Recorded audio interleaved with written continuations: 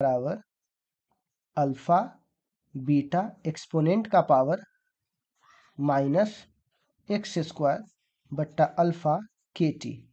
ठीक है, ये जरा सा है, निकाल के दिखाइए। बहुत बेसिक सा बात है, जो मैं आपसे पूछता हूँ बस खाली उतना कीजिए और वैल्यू को निकाल दीजिए। देखते हैं कितने बच्चे कर पाते हैं। थोड़ा सा मैं आपको टाइम दे रहा हूँ, आप आराम से कीजिए, कोई दिक्कत नहीं है।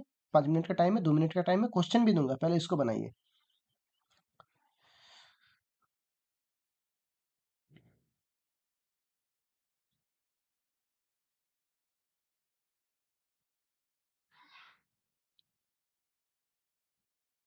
चलिए चलिए चलिए चलिए,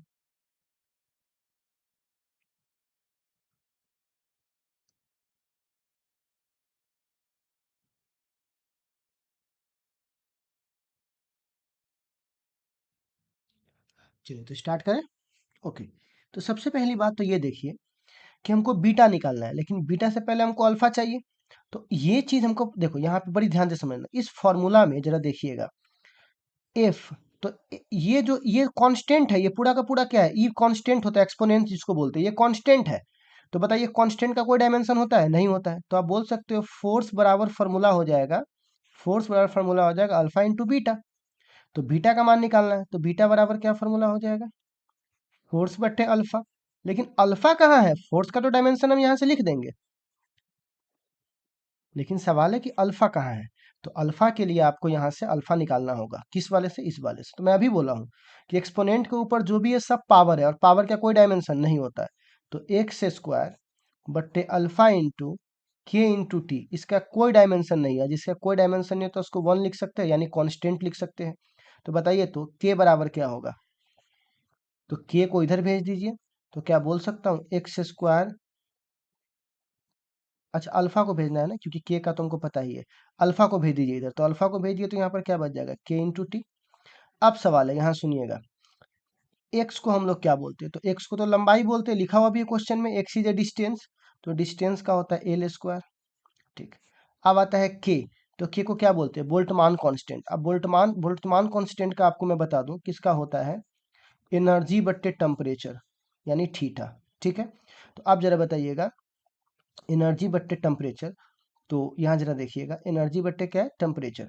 तो एनर्जी को हम लोग यहाँ पर क्या लिखेंगे, इसका डायमेंशन लिख देता हूँ, एम एल स्क्वायर टी के पावर -2, और थीटा को थीटा ही लिखते हैं। तो यहाँ पे क्या हो जाएगा के का, तो के का हो जाएगा एम एल स्क्वायर टी के पावर -2 थीटा के पावर -1। ठीक है, के का ये डायमेंशन हो गया। आप चाहो तो डायरेक्ट भी लिख सकते हो बगल से देख करके, क्योंकि आपके अभी डायमेंशन धीरे धीरे पढ़ने के बाद ठीक हो जाएगा। अभी मैं डायरेक्ट यूज कर रहा हूँ, टी का यहाँ पर टी लिखेंगे। ठीक, अब जरा बताओ क्या आया अल्फा का वैल्यू, तो एल स्क्वायर से एल स्क्वायर कट जाएगा। ठीक है, अब यहाँ से देखिएगा, और यहाँ टी को टेम्परेचर बोला हुआ है, 1 मिनट, टी को टेम्परेचर बोला हुआ है, तो टेम्परेचर का यहाँ थीटा हो जाएगा। तो एक थीटा माइनस में, एक थीटा प्लस में, तो थीटा थीटा कैंसिल हो जाएगा यहाँ से। तो यहाँ पर खाली क्या बचेगा, तो अल्फा का मान आएगा 1/m टी के पावर -2। तो अब बताइए ऊपर जाएगा तो m के पावर क्या हो जाएगा, -1, और टी के पावर क्या हो जाएगा, +2। तो हमने यहाँ से अल्फा का मान कितना निकाल लिया, m के पावर -1 टी के पावर +2। अब बताइए अल्फा की जगह हम रख देंगे m के पावर -1, ठीक है, और टी के पावर क्या है, +2। ठीक है, तो अब ये ऊपर जाएगा तो क्या बन जाएगा, बन जाएगा m के पावर 2, क्योंकि माइनस ऊपर जाएगा तो प्लस l, और 2 गो टी है तो ऊपर जाएगा तो क्या बन जाएगा, -t, यानी -4। तो हमारा सही ऑप्शन हो जाएगा एम एल टी के पावर, यहाँ पर हो जाएगा दूसरा नंबर ऑप्शन। कितना ईजी है। ठीक है, आप उसको एक बार रिकैप कर लीजिए कि आपको डायमेंशंस खाली आने चाहिए। मैं फिर से बोल दिया हूँ, ये कांस्टेंट था तो हमको यही दो टर्म बच गया, बीटा चाहिए था तो एफ बटा अल्फा लिख दिया, लेकिन अल्फा कहाँ से मिलेगा, तो ये इस बॉक्स के अंदर है, और इस बॉक्स को कांस्टेंट बोलते हैं कि एक्सपोनेंट का पावर कांस्टेंट होता है, कांस्टेंट का ये 1 हो गया। तो यहाँ से अल्फा को इस तरफ कर दिया, बाकी का डायमेंशन लेके अल्फा निकाल लिया, अल्फा को यहाँ रखे भाग करने के बाद ये आ गया। सिंपल सा तो है। ठीक है, तो ऐसा नहीं है कि नीट जेई है, बस बेसिक सा है। चलो नेक्स्ट क्वेश्चन है, ये भी नीट का क्वेश्चन है, जरा देख लेते हैं। तो इस क्वेश्चन में हमारे सामने कह रहा है, देखिएगा थोड़ा सा, कंसंट्रेशन बहुत इंपॉर्टेंट चीज़ है, साइंस पढ़ते हैं तो 10-10 घंटा आप डॉक्टर बनने के लिए ऑपरेशन कीजिएगा, और यहाँ आपको पढ़ने के लिए दिक्कत होगा। ए बट्टा भी ए स्क्वायर, ठीक है, तो हमसे कह रहा है कि ए और बी कॉन्स्टेंट, ए का डायमेंशन निकाल के दिखाइए। तो अभी तो हम लोगों ने बताया है आपको कि अगर ये प्रेशर है, तो पक्की बात है ये भी क्या होगा, प्रेशर होगा। तो आप बोल सकते हैं A/V² बराबर प्रेशर, क्योंकि ये प्रेशर नहीं होता तो इसमें ऐड कैसे होता। तो ए चाहिए, तो ए बराबर क्या लिखेंगे, इतना। अब आप बताइए, प्रेशर का डायमेंशन होता है m L⁻⁻1 T⁻⁻2। हमको डायरेक्ट याद है, आप चाहो तो देख लो। वॉल्यूम का होता है L⁻³ और उसका भी स्क्वायर है। तो आप बताइए m-1 - 2 और वॉल्यूम का क्या लिखेंगे, L⁻⁶। ठीक है, तो ये कितना हो जाएगा, m, एक में से 6 यहाँ पे प्लस हो जाएगा तो ये +5 बचेगा, T⁻⁻2। देखिए तो कहाँ है, -2, यानी हो जाएगा सी नंबर ऑप्शन। ठीक है, कितना ईजी है। तो यहाँ पे आपने अभी सीखा कन्वर्जन वाली बात। तो चलिए एक और बहुत अच्छा सवाल है, जेईई मेन 2021 का सवाल है। देखिए ये भी बहुत अच्छा सवाल है जो आपको बहुत कुछ सिखा देगा। फॉर्मूला है F = A cos bx + C sin dt। ठीक, आप कह रहा है ए, इसको मान निकाल के दिखाइए, किसका, AD/B। तो पहले हमको इस सबको अलग अलग निकालना पड़ेगा, तो कैसे निकालेंगे। तो आप जरा देखिएगा, ये जो dt है, साइन के बगल में जो होता है वो कांस्टेंट होता है। तो क्या मैं इसको ऐसे लिख सकता हूँ, देखो तो dt बराबर कांस्टेंट, कांस्टेंट को 1 लिख दूँ तो d बराबर क्या हो जाएगा, 1/t। तो d बराबर क्या हो जाएगा, 1, और t ऊपर आएगा तो t⁻⁻1 लिख दूँ। तो यहाँ से d का मान कितना आया, t⁻⁻1, डायमेंशन लिखिएगा तो। अच्छा, अब आता है b के बारे में। तो b का भी देखिए यहाँ पर वही नजरिया है। बी भी क्या है, यहाँ पर बॉक्स में है। तो जब ये बॉक्स में है तो यहाँ पे लिख सकता हूँ bx, क्योंकि ये भी कांस्टेंट है तो यहाँ पे 1 लिख दो। तो b बराबर क्या होगा, 1/x, x मतलब डिस्टेंस होता है, ठीक है, डिस्प्लेसमेंट। तो b बराबर क्या हो जाएगा, x का l होता है, ऊपर जाएगा तो क्या बन जाएगा, L⁻⁻1। अच्छा, अब a, तो फोर्स किसके बराबर होगा, a के, क्योंकि देखो ये पूरे टर्म में ये तो कांस्टेंट है, तो खाली बच कौन गया, a। तो फोर्स, तो a बराबर कितना हो जाएगा, f को बोल सकते हैं, ठीक है। अच्छा, और सी भी सेम है क्योंकि इसके पीछे भी कांस्टेंट है, तो एफ किसके बराबर होगा, सी के। तो ए और सी क्या है, कांस्टेंट है। क्वेश्चन में क्या कह रहा है, AD/B। तो बताओ ए का कितना आया, तो ए का तो फोर्स आया, तो फोर्स का बताओ कितना आया, mL⁻⁻2। ओके, इतना इजी है। डी का बता, तो डी को आया T⁻⁻1। बी का बता, तो बी क्या आया, L⁻⁻1। ठीक, तो यहाँ देखो m L⁻+2 ऊपर जाएगा तो, और T⁻, 2 बार 1 -3।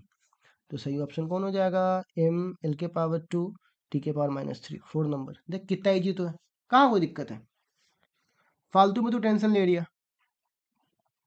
ठीक है, चलो अब हमारे पास आ गया कन्वर्जन ऑफ यूनिट। तो चलिए हम लोग अभी चर्चा करते हैं कन्वर्जन ऑफ यूनिट पे। तो कन्वर्जन ऑफ यूनिट क्या है, तो जरा देखिएगा। सबसे पहली बात कि कन्वर्जन के लिए क्या चाहिए, ठीक है। तो हाँ, तो देखिए कन्वर्जन के लिए क्या चाहिए, बहुत सिंपल सी बात है, यहाँ देखिएगा। जैसे मान के चलो कि मैं बोलता हूँ 5 kg कितना बराबर होता है, तो आप बोलिएगा 5000 ग्राम के बराबर। तो देखिए ये 5 क्या हुआ, हमारा एक न्यूमेरिकल वैल्यू है, केजी क्या हुआ, ये हमारा यूनिट है। इस वाले में देखिएगा, ये हम एसआई में बात कर रहे हैं, ये सीजीएस में बात कर रहे हैं। ये 5000 क्या हुआ, न्यूमेरिकल वैल्यू है, ग्राम क्या है, यूनिट है। ये यूनिट, ये न्यूमेरिकल वैल्यू अगर इंडिविजुअल देखिए तो 5000 है, ये 5 है, तो ये अलग है, ये अलग है। यूनिट देखिए, ये अलग है, ये अलग है, लेकिन दोनों का कंबाइंड वैल्यू तो सेम हुआ, 5 kg बराबर है 5000 का। तो यही बात ये कहता है कि न्यूमेरिकल वैल्यू और यूनिट, इसका मान हमेशा क्या मिलेगा आपको, हर सिस्टम में कांस्टेंट मिलेगा। क्योंकि कोई आदमी जाके बोला कि भैया हमको 5 kg चीनी लाइए, कोई आदमी जाके बोला हमको 5000 ग्राम हमको चीनी दीजिए, बात तो बराबर ही है, बस वहां पे हुआ ये, ठीक है ना। ठीक है, अब देखिए, तो हाँ, तो ये हमारे पास हुआ। तो अब बच्चे लोग ये कांस्टेंट हुआ, तो बोल सकते हैं n प्रोपोर्शनल, यहाँ पर क्या हो जाएगा, u। ठीक है, ये हमारे पास भी एक टर्म आ जाएगा। अब जरा देखिए, मान के चलिए मैं यहाँ पे कह सकता हूँ n1 u1 बराबर होगा n2 u2। तो मान के चलिए हमको n2 का मान प्राप्त करना है या n1 का मान प्राप्त करना है, n2 का करना है, तो लिख सकते हैं n1 u1/u2। चूंकि यहाँ डायमेंशन का खेल चल रहा है तो यहाँ डायमेंशन लिख देंगे, n2 n1। अब यूनिट में तीन तीन यूनिट हो सकते हैं, मान के चलिए एक मास का, एक लेंथ का, एक टाइम का। ठीक, इसका पावर हमको नहीं पता, तो पावर तो दोनों का कॉमन होगा ना, ए बी सी, ठीक है। तो मान के चलिए मास m1 m2, क्योंकि ऊपर 1 है नीचे 2 है, L1 L2 T1 T2। क्योंकि देखो अगर अगर सपोज करो लेंथ लेंथ के बराबर है, तो इधर मीटर होगा तो क्या इधर भी इधर मीटर स्क्वायर हो जाएगा? कभी नहीं होगा। इधर भी मीटर होगा तो इधर भी मीटर होगा। क्यों? क्योंकि लेंथ लेंथ के बराबर होता है, ना कि लेंथ एरिया के बराबर होता है। इसीलिए पावर जब भी होगा, जितना इस यूनिट में होगा उतना ही इस यूनिट में भी होगा। इसीलिए पावर को कॉमन मान के ए लिख दिए, इस दोनों का पावर कॉमन मान के बी लिख दिए, और इस दोनों का पावर कॉमन मान के सी लिख दिए। ठीक है, अब इसी पे कुछ क्वेश्चन हम लोग कर लेते हैं, तभी हम इसको समझ जाएंगे। तो कहा जाता है 1 न्यूटन को कन्वर्ट कीजिए डाउन में। तो सबसे पहले 1 न्यूटन फोर्स का मात्रक है, ठीक है। 1 newton is equal to how much dyne. एक बेसिक सा, इससे आपको समझ में आ जाएगा। न्यूटन मतलब फोर्स, ठीक है। ये बना हुआ है केजी मीटर सेकेंड के पावर -2 से बना हुआ है, ठीक। एक इसको कन्वर्ट करना है, तो डाइन किससे बना हुआ है? डाइन बना हुआ है ग्राम सेंटीमीटर सेकेंड के पावर -2। ध्यान दीजिएगा, इधर केजी पर एक पावर है तो यहाँ भी एक पावर है, मीटर पे एक पावर है तो सेंटीमीटर पे भी एक पावर है, यहाँ पे -2 है तो यहाँ पे -2 है। तो ध्यान दीजिएगा, पावर सब एक जैसा होगा तभी तो क्वांटिटी एक जैसा होगा। पावर चेंज करते क्वांटिटी बदल जाएगा, इसी के लिए पावर में कोई दिक्कत नहीं है, ठीक है। अब चलिए आगे बढ़ते हैं। तो यहाँ पे जरा देखिएगा n1 बराबर कितना है? तो n1 बराबर 1 है। देखिए यहाँ पर n1 बराबर 1 है, ठीक है। अच्छा, और हमको किसका मान निकालना है? n2 का मान निकालना है, ठीक। तो आपको बता चुका हूँ n1 u1 बराबर होता है n2 u2 के। तो बताइए n2 बराबर कितना होगा? तो n2 बराबर होगा n1 u1 बट्टा u2। क्लियर? अब देखिए, तो यहाँ से n2 n1 और इसको 3 भागों में बांट लेंगे, बोले हैं ना मास लेंथ और टाइम। तो यहाँ पे मास लेंथ और टाइम, पावर कॉमन होगा तो ए बी और सी। यहाँ पे लिख दूंगा m1 बट्टे L1, सॉरी m1 बट्टे m2, L1 बट्टे L2। चूंकि यहाँ पे 1 ऊपर है 2 नीचे है, अगर n2 का मान पूछ रहा था, अगर n1 का मान पूछ रहा था तो फिर यहाँ पे उल्टा लिखना पड़ता, ठीक है। तो यहाँ से देखिएगा T1 बट्टे T2। अब देखिए यहाँ पर क्या हुआ, तो n2 बराबर, अब देख लीजिएगा n1 की वैल्यू 1 है और m1, तो बताओ तो यहाँ पे पहले वाले का मास क्या है? केजी। तो पहले वाले का मास केजी। अच्छा, अब बताइए m2 दूसरे वाले का मास क्या है? ग्राम। तो ग्राम, ठीक, ओके। और चाहे केजी हो चाहे ग्राम हो, कितना पावर है? 1 1। तो यहाँ पक्की बात है, दोनों पर कितना लिखेंगे? 1। बगल में फिर है लेंथ, तो बताइए लेंथ यहाँ किससे माप रहे हैं? मीटर से। यहाँ किससे माप रहे हैं? तो सेंटीमीटर से। पावर कितना है? तो दोनों पर 1 1 पावर है, तो 1। अच्छा, टाइम में देखिए, यहाँ भी सेकेंड है यहाँ भी सेकेंड है, पावर कितना है दोनों पर? -2। पावर कॉमन मिलेगा आपको, तो n2 बराबर कितना हो जाएगा? तो n2 बराबर हो जाएगा यहाँ पर, ठीक है। अब देखो 1 केजी में कितना होता है? 1000 ग्राम। और यहाँ पर भी 1000 ग्राम, क्योंकि इक्वल से इक्वल कटेगा ना, ग्राम से ग्राम ही कटेगा। 100 सेंटीमीटर बट्टे सेंटीमीटर 1, और सेकेंड से सेकेंड तो वैसे भी कट जाएगा, तो ये हो जाएगा 1 के पावर -2।